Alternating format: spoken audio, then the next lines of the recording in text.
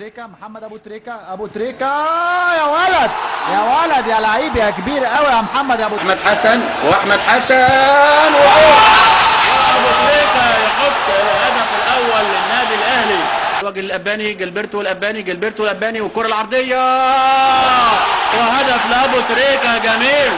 هدف ابو وشوقي يلعبها لبركات يوقف وعايز يعمل الاوفر تاني، عمل الاوفر تانية والهدف الثاني.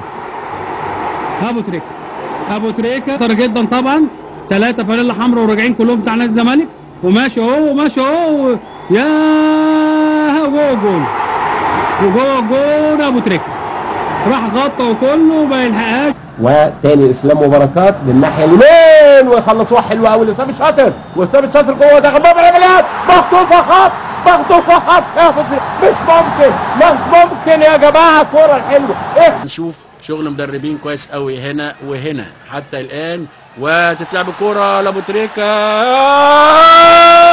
وهدف للنادي الاهلي. بقول لحضراتكم ان في مساحات فاضيه ما بين الثلاثه اللي في العمق، وابو تريكة عمل هدف جميل جدا، نيم عبد المنصف وراح حاططها.